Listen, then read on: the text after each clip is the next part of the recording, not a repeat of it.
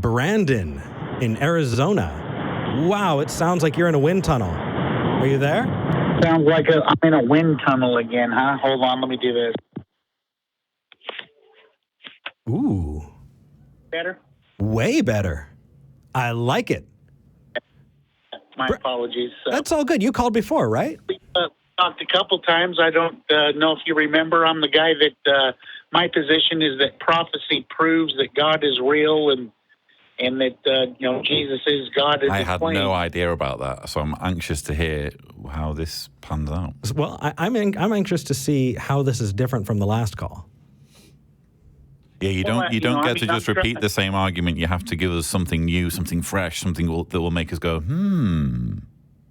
Sure, that's I'm just trying to point out, and that's also why I recommended you check out that Dave Hunt documentary on Israel. Israel, Armageddon. Yeah. I don't know if you got a chance to watch that or not. Well, so did I go over the Texas sharpshooter fallacy with you? The what? Ah, gotcha. Okay. So just imagine you're driving down the highway and you see all of these barns, you're out in the country. And as you're passing, you see one barn where there are these concentric circles. There are these bullseyes painted on the barn, and in the exact center is an arrow. And you get curious, and so you go and you knock on the door and you say, "Oh my gosh, how do you have this amazing accuracy?" And they say, "I'll show you." And they take you out and they shoot an arrow at the barn, and then they walk up with a can of paint and paint concentric circles around it. When you post hoc go in, you can make a lot of things fit, and that's why prophecy. That's one of the reasons why prophecy is so. It doesn't hold water. Do you know how skepticism works, Brandon? Sure. How does skepticism work? Because I think you might be surprised. Well, I'd be curious to hear your definition, but I mean, to me, it's just somebody that needs to see it to believe it, basically. Not quite. So I'm not a fan of Descartes, but I'm going to give you just a little quick snippet because he did do something that really helped skepticism. He went through this process and he said, "How do I know those things that I think I know?" He wanted to come to this capital T truth conclusion about things. And so he said, "Well, can I trust my senses?" Okay, well, what if I'm dreaming? Right? If I'm dreaming, is there anything that I can know? Well, what about, math? Well, is there any way math could be? And he broke those things down. And the way he did it is by going, well, how can this be wrong? And that's kind of the system that we've wound up using in science, is we get to a place and then we try to break it down because we want it to stand up to reality. And so when you say, okay, here's a prophecy, and I say, well, here's how it could be wrong, what I'm saying is you can't say it has to be this way when it could also be one of the others, and there needs to be an evaluation. And so as you're presenting these prophecies, I want you to understand, I'm not trying to be an asshole and be contrarian. What I'm saying is that the idea that there's no other option but, this fulfilled prophecy, I'm trying to show you ways that it could be. Sure. No, I get where you're coming from. So, but I mean, I think that, it's just I'm just using prophecy as one angle, basically, to prove that, because I mean, I hope you and I can both agree that if everything that you've learned turns out to be a lie, then what knowledge have you obtained? You know what I mean? Truth is very important. Wouldn't you agree? I think truth is important for all of us, or we wouldn't, frankly, be doing this show if we didn't care about what's true. Sure. Brandon, I didn't hear your original call, so you'll have to forgive me. I'm at a slight disadvantage, but I would be well, there's two things that I have to say to your argument as I understand it, but before I launch into that, I am interested to know if there's kind of like a magic bullet prophecy that you think is unassailable, it's your go-to example of a prophecy that proves that God exists. What would it be? Sure. Yeah, my go-to is Daniel chapter 9 prophecy, where you can prove outside of the Bible the date that Artaxerxes made the decree for Jerusalem to be rebuilt, and then it says in the prophecy that exactly from that day, 483 years later, which is 173,880 days, the Messiah will enter the gates of Jerusalem on an ass. I understand the premise. Who do you think wrote Daniel? Daniel. Is that what Bible scholars say? As far as I know, yeah, Dan. I don't know. I've never heard any argument against Daniel being the author of the book of Daniel. The fact that you haven't heard any argument against the idea that the Bible book bearing the name Daniel was literally written by Daniel would indicate to me that there's some ground to be made up in terms of examining Bible scholarship, because what Bible scholars do is they look at the Bible and they say, okay, where did this document or series of documents come from? Who wrote it? Why did they write it? When did they write it? And what you'll find is that in case after case, including the book of Daniel, these are collaborative efforts that span vast periods of time, where rather than it being, I'm going to sit down and I'm going to write the book of Daniel in a few months, it happens over a number of years, and information after the fact gets added. So that's the first issue I deal have with a lot of Muslims that make that argument, so I hear where you're coming. That's the first issue I have with pretty much any prophetic example that you would care to come up with. But I think that your argument is fundamentally wrong for another reason, and that's that just because someone writes something that ends up being true, well, number one, it could be a coincidence. I grant you that it's unlikely to be a coincidence, but that's at least one explanation. Another explanation is that maybe they're a time traveler. That doesn't, they maybe they have technology that enables them to move through time. Wouldn't mean necessarily that there's any God involved. And if there were a God involved, if God inspired Daniel to make this prediction about Artaxerxes, but he has nothing whatsoever to say, think, or do about preventing the death of 9 million Jews in the Holocaust, I'm not particularly interested in getting to know this God. So I'm just curious, what empirical evidence do we have for time travel? I'm not saying that there is time travel. I'm giving you an example of how. Hold on. Whoa. Sorry, I muted myself because I was coughing a little. Brandon, what empirical evidence do we have of omnipotence? Well, the evidence to me is, if Jesus was telling the truth about who he claimed to be. No, I don't grant that premise. No, I don't grant that premise. Try again. How do you empirically? Yeah, I don't care about if. I'm asking you to empirically prove omnipotence. How do you know that that's a thing that exists? I have to go on, Jesus's claims. Okay, so we've got Jesus's claims. So Jesus said it, and I believe him. How about omniscience? Well, again, I'm going off of Jesus's claims. Sure. Okay. How about the resurrection? Hold on. Omnipresence.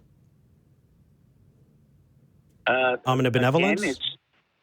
Again, miracles. Jesus proved all of that. If he was telling the truth about who he claimed to be, you're right. He proved it. That's a tautology. You're saying if the book is true, then it's true. Cool story, bro. Brandon, I don't understand how you're holding this standard of evidence for one side and not the other. The fact is, let's take those and put them on a scale and then see what evens out on the scale, right? We'll put omnipotence, omnipresence, omnibenevolence, omniscience, right, on one side, and time travel on the other. In the grand scale of most likely, which do you think is more likely? Because I guarantee you, a time traveler doesn't have to be all-seeing, all-loving, all-powerful, all-knowing, all ever-present. So wouldn't time travel be more likely? Not to me anyway. Why? As far as there's no way to go back in the past. What's done is done. You're right, and there's no way to be all powerful, all loving, all ever present, ever invisible. Those things. that are ascribed to the Christian God. Jesus is the strong argument against what you're claiming. That if he really is God. There's been a bit of drift in the argument here because we've gone from prophecy to what Jesus did or didn't say. If you're going to give us multiple lines of argument in favor of theism, then that's fine. But I think we'd rather take one at a time. And your initial argument was that prophecy proves that God exists. And the answer is, well, no, it doesn't, because the prophecy can be edited after the fact, and also there are other ways that something could happen that wouldn't necessarily include there being a God. So we kind of answered your question, and now you seem to be drifting on to yes, but Jesus said this. I mean, Occam's razor cuts it off. But he fulfilled all of these, Old Testament. I mean, you guys know that the Septuagint was translated 250 Brandon, years. Have you heard about Almach? Have you heard about Almach and the story in Matthew about Jesus being born of a virgin? And have you studied where the word virgin comes from? It was a mistranslation in the Septuagint, because whoever wrote Matthew, and here's a little lesson for you, the books Matthew, Mark, Luke, and John weren't written by Matthew, Mark, Luke, and John. Those are assigned names that were even if you read Matthew, it doesn't say, "Hey, I'm Matthew and I'm writing this." So whoever wrote Matthew, whoever wrote Matthew, used the Septuagint as a basis, and in the Septuagint, the writer of the Septuagint mistranslated from the original Hebrew the word woman into almah, which was almah, into virgin. And because of this mistranslation, the writer of Matthew then had to go to this elaborate story where Jesus gets born without there being any semen involved.